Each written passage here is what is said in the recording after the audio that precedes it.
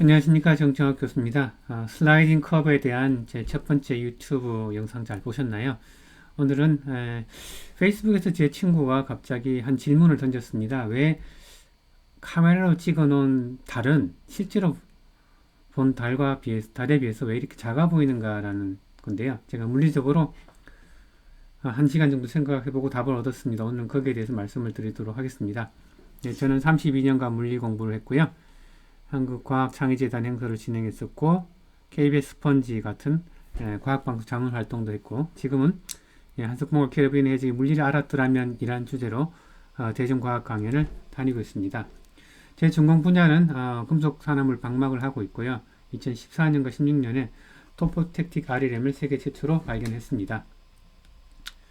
제 강연은 콜럼버스 달걀 같은 강연이다라고 생각하고 있는데요. 이렇게 프랑스 식당에서 프랑스 가족들과 같이 물리 얘기를 해서 친해질 수 있었던 일이 있었는데, 이런 일이 굉장히 많이 있었고, 그때 했던 얘기들을 모아서 강연들을 하고 있습니다. 강연은 여러 가지가 있는데요. 한석봉이 물리를 몰라서, 캐리비안 해적이 물리를 몰라서, 그리고 그 외에 한 15가지 정도를 모아서 3시간 정도 강연을 하고 있습니다. 점점점 메뉴가 늘어나고 있고요. 오늘 강연도 여기 새로 들어가는 메뉴가 되겠습니다. 자, 달의 크기와 광학적 환상 문제는 잘 알려져 있습니다. 이렇게 하늘 높이 떠 있는 달과 지평선에 걸려 있는 달, 이것은 작아 보이고요. 이거는 커 보입니다. 자, 이것은 실제로는 이제 이때나 달의 사이즈는 사실 달라지지 않는데 불구하고 여기는 자가 없고 여기 측정한 자가 있습니다. 우리가 이 빌딩의 대충 크기를 알고 있습니다. 그래서 빌딩과 크기를 이미 잘 알고 있는, 크기를 느끼고 있는 이라고 해야 더 좋겠습니다. 크기를 느끼고 있는 물체 곁에 있으니까 달이 크다는 사실을 뇌가 받아들이는 겁니다. 이것은 이제 여러분들이 구글 검색하시면 참 많이 나와 있고, 제가 그것을 Nearby Ruler Illusion이라고 한번 이름을 붙여봤습니다. 근처에 자가 있다라는 뜻입니다. 이때 고층 빌딩이 바로 자에 해당합니다. 여기 두 가지 달이 있는데요. 요 물체 중에서 어떤 달이 커 보이냐면 바로 이 달이 더 커 보입니다. 왜냐하면 주위에 비교할 대상이 작은 것이 있기 때문에 그렇다라고 얘기를 합니다. 자, 페이스북에 질문 올렸던 이노ue 박사는 이런 말을 했습니다. 내가 외부에서 이렇게 나가서, 이노ue 박사가 접니다. 제 모습인데, 이렇게 달을 볼 때는 달이 굉장히 따뜻하고 크게 느껴지는데, 이렇게 카메라로 사진을 딱 찍어서 보니까 이게 작아 보인다는 거예요. 분명히 이 모습이나 달 주위에 뭐가 있다라는 건 똑같은 상황인데 왜 이렇게 달라 보일까요? 조금 전에 Nearby Ruler Illusion 모델은 더 이상 이 차이를 설명할 수가 없습니다. 자, 여러분들이 밖에서 실제로 외부에서 달을 진짜 관측할 때 여러분들은 두 가지 값을 측정합니다. 첫 번째, 수평에서 올려보다 보는 각도, 안각이라고 표현할 수도 있겠습니다. 안각. 그리고 이 달의 위쪽과 아래쪽을 쳐다보는 두 직선 사이 사이값을 측정을 하게 되겠는데요. 자, 이렇게 측정이 되려고 하면은 달이 굳이 여기 있을 필요가 없어요. 달이 여기 있던 이 두 측정한 값에는 변화가 없습니다. 그래서 이 무수히 많은 달이 여기 존재해도 제가 측정하는 값은 변하지 않습니다. 그러면 사실은 달의 크기나 사이즈, 거리 둘 다 모르는 거죠, 아직까지는. 그런데 제가 이렇게 이동을 합니다. 이 이동한 거리는 이제 알고 있습니다. 거리 S는 알고 있어요. 그 다음에 다시 측정을 합니다. 두 번째 측정도 마찬가지, 달이 여기서 안각 또는 각도원과 사이각을 또 측정하게 되겠죠. 그렇게 되면 그 두 번째 측정한 값에 대해서도 마찬가지, 달이 여기 있던 여기 파란색 점선에 있던 다 같은 값을 줍니다. 그러나 이 두 측정에 대해서 다 사이각, 각도원, 사이각, 각도원 2, 그 다음 요 거리, 요 5가지 측정값을 만족시키는 달은 딱 하나로 결정이 됩니다. 즉 거리와 크기가 다 정해진다는 뜻이죠.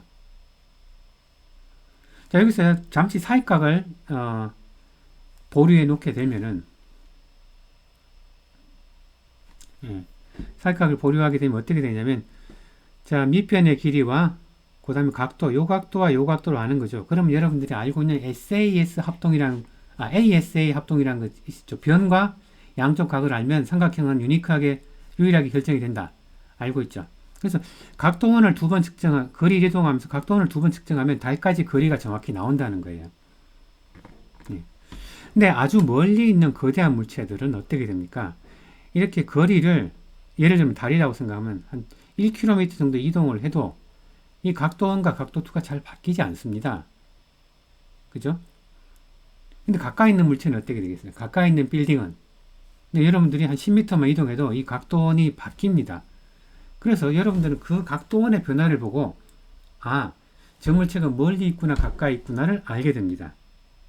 마찬가지로 사익각도 마찬가지인데요. 멀리 있는 물체는 여러분들이 한 1km 이동해도 이 사익각이 바뀌지 않습니다.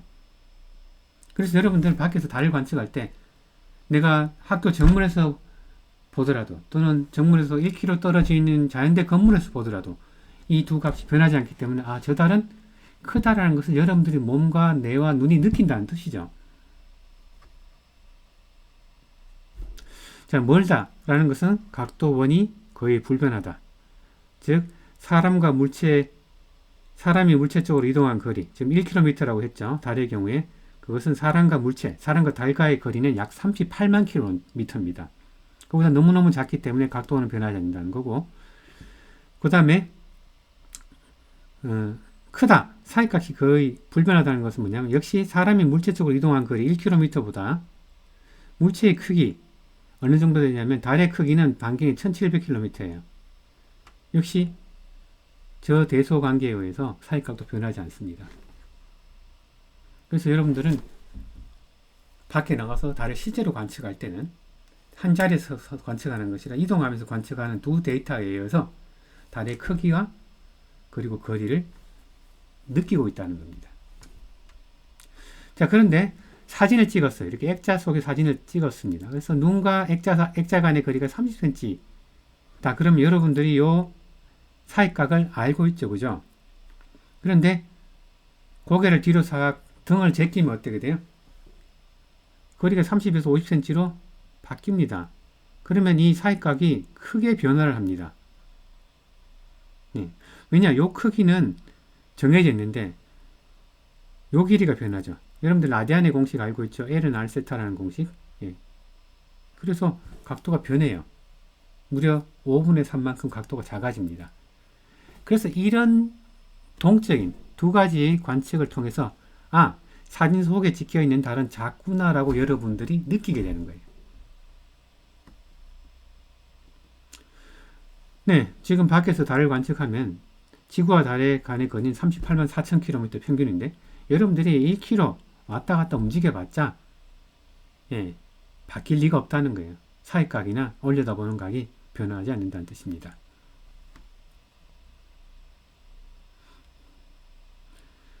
네, 여기 가로등에 있는 달, 우연히도 여기 달과 비슷한 사이즈로 나왔는데요.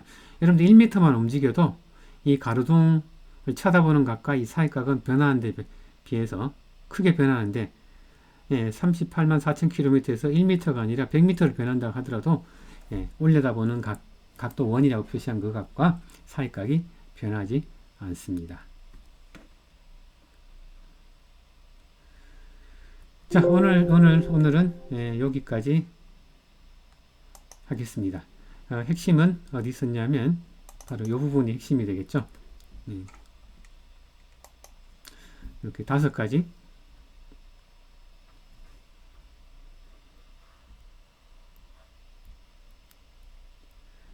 측정, 1번, 2번, 3번, 4번 이 거리를 통해서 5가지를 통해서 여러분들은 달까지의 거리와 달의 크기를 느끼고 있다는 것입니다. 감사합니다.